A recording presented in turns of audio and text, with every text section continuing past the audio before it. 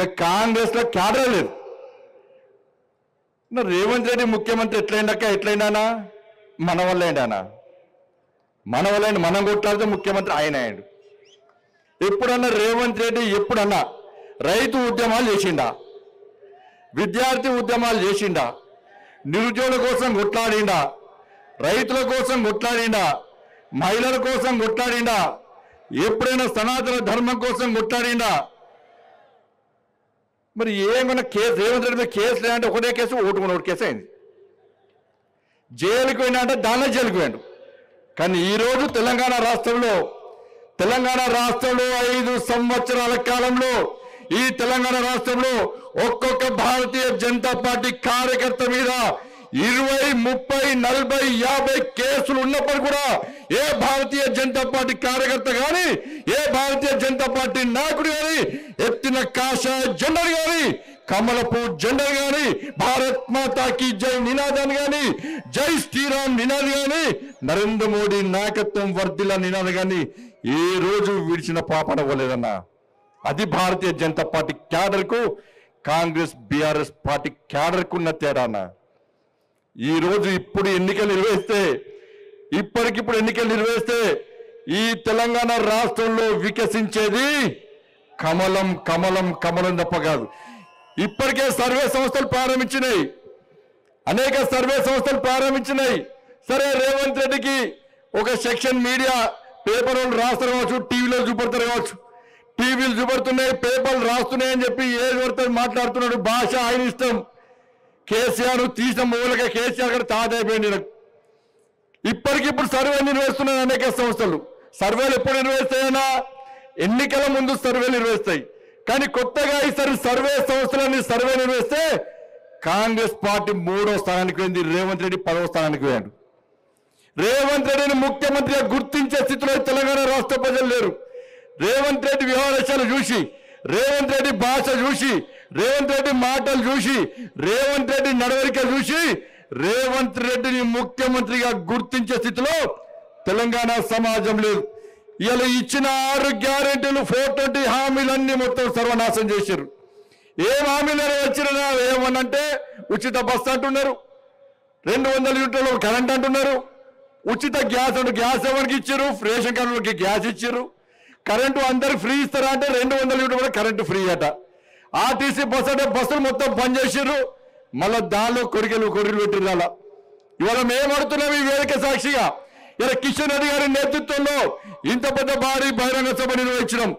ఈ వేదిక పెట్టిన తర్వాత కాంగ్రెస్ పార్టీలు భారతీయ జనతా పార్టీ విమర్శ చేస్తున్నారు. మీ విమర్శలను పట్టించుకోం.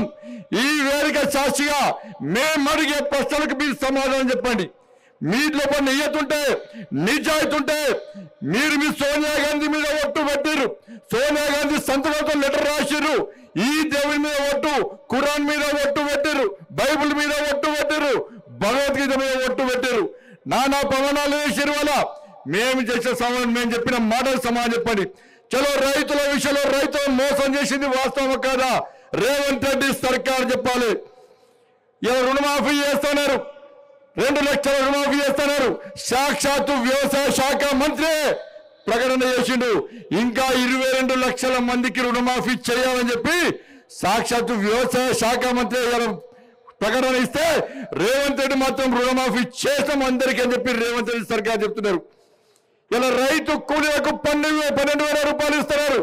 ఎంతమంది రైతు కూలీలకు 12,000 రూపాయలు ఇచ్చే రేవంత్ రెడ్డి సర్కార్ చెప్పాలి. 15,000 రూపాయలు రైతు భరోసా ఇస్తున్నారు. ఎంతమందికి రైతు భరోసా ఇచ్చిన రేవంత్ రెడ్డి సర్కార్ చెప్పాలి.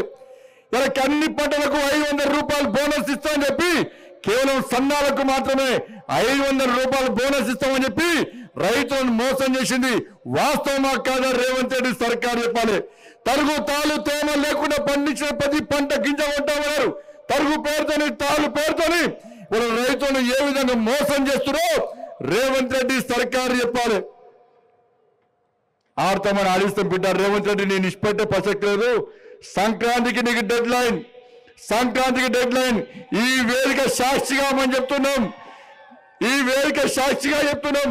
మనమంట గంగిరెద్దులో కదా భారతీయ జనతా పార్టీలు అచ్చొచ్చిన ఆంబొత్తులుగా తెలంగాణ రాష్ట్రం దోచుకుంటే దొంగలు మీ కాంగ్రెస్లు. అదే మీ గంగిరెద్దులు వాళ్ళందరూ అలా మీరు అంటున్నారు. Sankranti deadline Revanth Reddy. సంక్రాంతి తర్వాత ఏ ఒక్క కాంగ్రెస్ పార్టీ నాయకుని రోడ్ల మీద తిరగడం, ప్రతి గల్లీలో పరిశీలిస్తాం, ప్రతి వీధిలో పరిశీలిస్తాం, ప్రతి గ్రామంలో పరిశీలిస్తాం, ప్రతి మండలంలో పరిశీలిస్తాం.